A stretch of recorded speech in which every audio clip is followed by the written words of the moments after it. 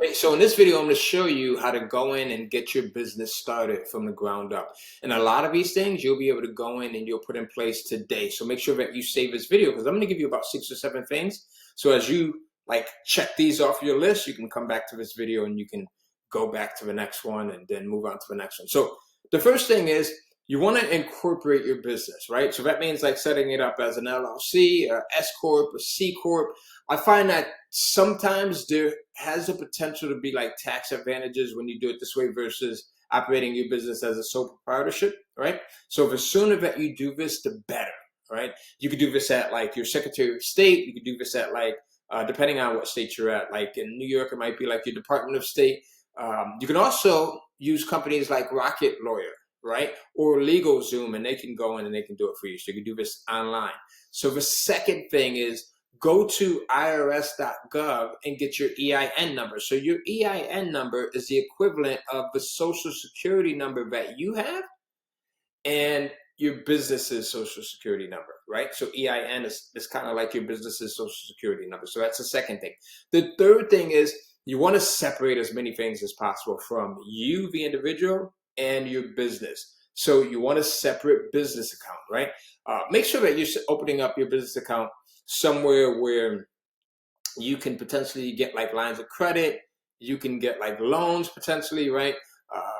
Ideally, a credit union would be best if you can go there, but if not, any big name bank would be great. So once you have step number one done, where you have actually registered your business and like you've incorporated it in the form of like an LLC, a S Corp, or a C Corp, now you can take that paperwork down to the bank and you open up this business bank account, all right? The fourth thing is you want a way to accept payments. So there's a lot of different options here. You can go and you can get your own like merchant account if you wanted to. You can open up like a Stripe account, which is really good. We use Stripe a lot. Stripe.com, you can go there and you can like literally set up your account in like 5 minutes. Doesn't cost you anything to initially get started. They do take a small fee. It's like less than like 3% or something. So it is kind of competitive with all of the other ways that you use to accept payments. You can use like PayPal. You can get a PayPal account, right? That's another way that you can accept payment. You've used like Square. So there are a couple of different options and they're all kind of competitive, right? So that's the fourth thing, is having a way to accept payments. The fifth thing is depending on what state you're in, you may need a business license. And again, there's going to be people that are watching this from different states. So check with your state, right? You can check with your Secretary of State to see if you need a business license, and I'll let you know. And again, it depends on the type of business as well, right? The sixth thing is going back to what I said before, separating your personal info from your business's info, right?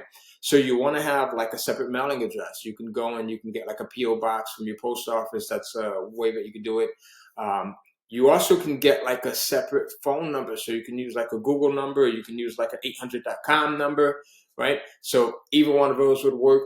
Now, I don't know what type of business that you're starting, right? I don't know what it is that you're looking forward to getting into, but for me personally, I've started a ton of different businesses, and my favorite are digital businesses, and for a few reasons. Because number one, the profit margins are traditionally high, right? So meaning you can make money and you keep more of it than you would with like a traditional physical business where you're selling physical things, right? Digital businesses are really good. Digital businesses traditionally are easier to start. They take less time. They take traditionally less investment money and everything else, right? So you can literally go in and kind of set up your website or your funnel and get started, all right? So if you want to learn how to start a digital business, comment digital, and I'll send you a free training that I have that shows you all of the different types of options that you have when it comes to starting a digital business. And then I'll also show you some of the best practices that you can go in and you can incorporate when you're starting your digital business. All right, so comment the word digital and make sure that you save this video so that you can come in, you can check all 6 of those different steps off as you go through each one of them. Stay well.